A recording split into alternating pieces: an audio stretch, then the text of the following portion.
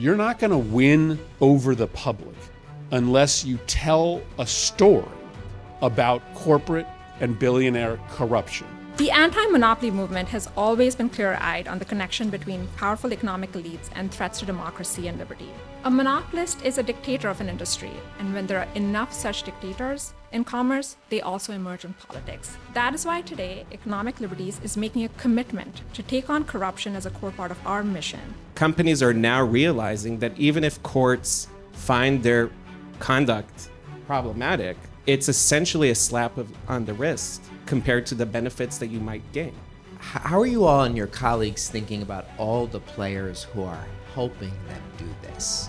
So for example, there's been many of you who've been quite critical of some of these law firms. These are people who are supposed to swear an oath to the court that they will be truthful. I suspect that it's always going to be difficult for Congress to have any real approach to actually rein in some of these massive law firms that are doing this right now, except two ways. Number one, again, trying to work with different bars to try to disbar people that are acting in a manner they are. Number two, just social pressure.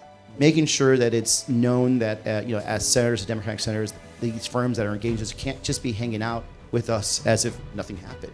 I didn't think our country would get as far away from the rule of law as we already are right now, and we have to find our way back. How do we start holding not just these officials, but these CEOs, these lobbyists, these law firms to account? Americans see the two-tiered system of justice also as it plays out with the pardon racket. So when you look at Joseph Schwartz, who was convicted of $38 million worth of tax fraud, and not only was he pardoned, but he didn't have to pay restitution too, and that's part of it. I think the scope of Trump's corruption can feel disempowering. The administration seems immune to public opinion at many times, undeterred by legal and kind of institutional restraints.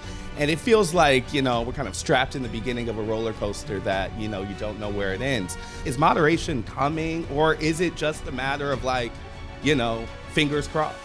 People understand that the corruption of the economy, right, their stagnation in their economic lives is downstream of the corruption of our politics. They get that. It's a silent tax on working class people, especially when things that are directly impacting them.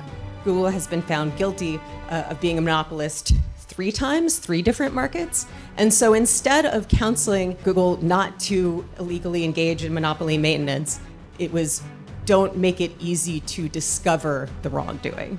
I was wondering if you could talk a little bit about if the states need more procedural tools to be able to bring these cases alone without the federal government. The level of cynicism we have right now in our society is high because people believe that government is essentially all too willing to cut deals with the powerful and isn't willing to fight for people. And part of the work that we've got to continue to honor, and we as states are doing it again and again, is showing people we're there fighting for them. Corruption is poison to free markets and democracy.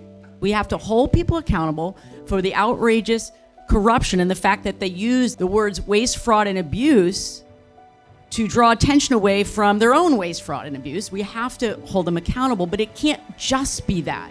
If we're not offering to people a vision of a much more equitable America, You have to pull corruption out root and branch. Anything else will not be enough. the Trump administration destroying the republic. That's not the end of the story. That's not the end of our story. And it's not going to happen on my watch.